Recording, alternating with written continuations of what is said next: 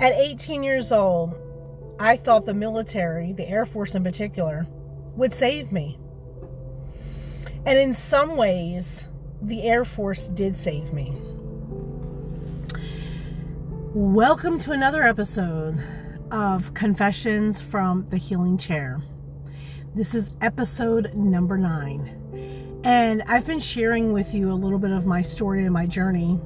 And here's another episode. So the Air Force gave me structure. It gave me a mission.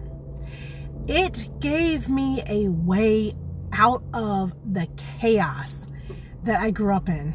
It gave me a way out of the trauma. It was like an escape.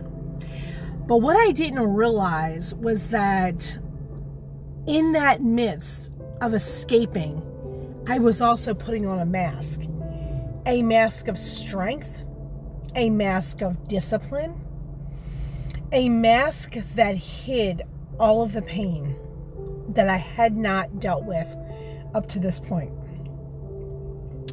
And I will never forget the ache of leaving my 2-year-old son in Okinawa, Japan, because his father refused to give me his passport. And I will share with you a little bit more about that particular journey on another day. But I will just say this. When my oldest son was 2 years old, his dad stole from me. So there was an investigation, and without revealing names to protect the innocent, he was involuntarily assigned to the Camp Hansen brig. And for anybody that knows, the brig is like equivalent to a civilian jail. So anyway, needless to say, he was assigned to the Camp Hansen brig. I was scheduled to depart and come back to the United States. That was part of my journey. I was ready to leave Okinawa and return to the States. And 2 days before Christmas, I had to voluntarily, with the witness of a JAG officer, drop my 2-year-old son off at a base park and leave him and fly halfway around the world, because I could not remove him from that country without his United States passport.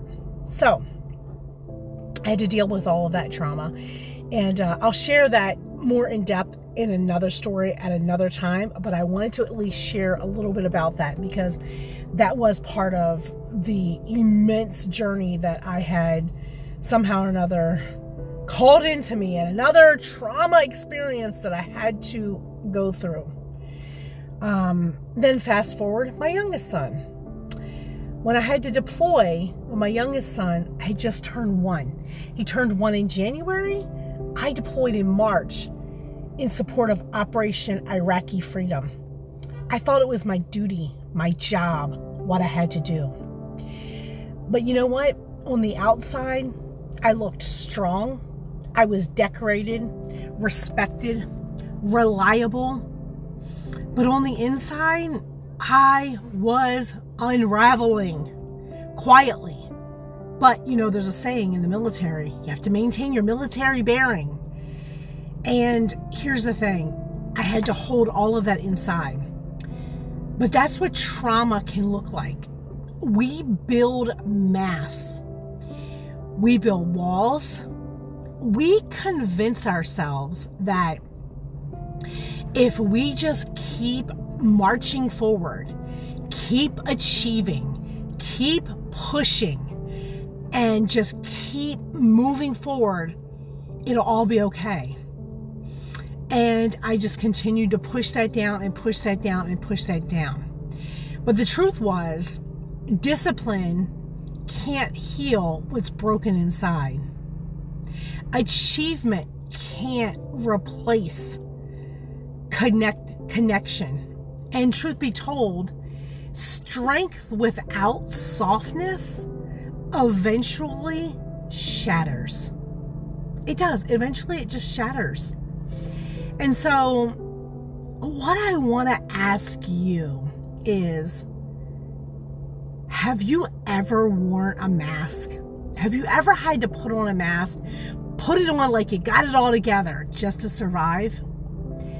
Maybe it was the mask of a perfect wife, or a model employee, or a strong one who doesn't break.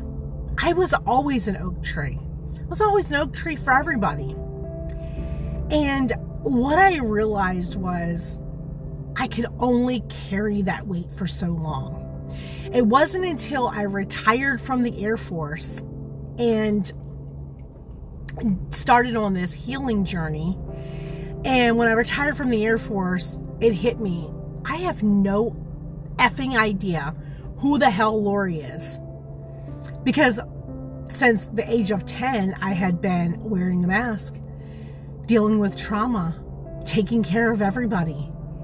And the moment that I admitted to myself and started doing the inner work, and over the last decade and some change, I have done the work.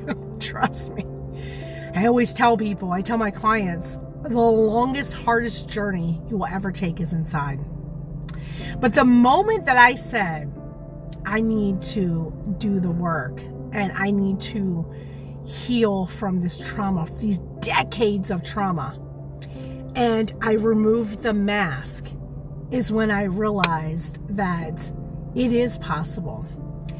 And the moment we take the first step toward finally taking off that mask, the many masks that I had worn for many, many years, I realized that that's when the healing began.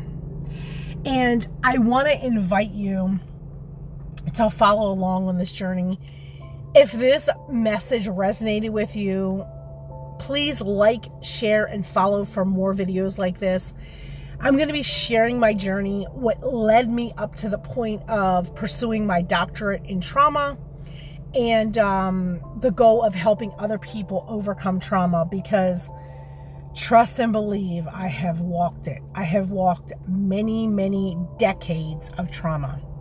And so stay tuned, because there will be a group program that I will be launching pretty soon that will assist other people in being able to walk through and heal from things that they've experienced and help them take off those masks too. And you know what? I believe in you, and I know it's possible because I've done it. I know it is possible. It may seem impossible right now, but I know it is truly possible. And I want to say to you that I believe in you, and I know that you can do it too.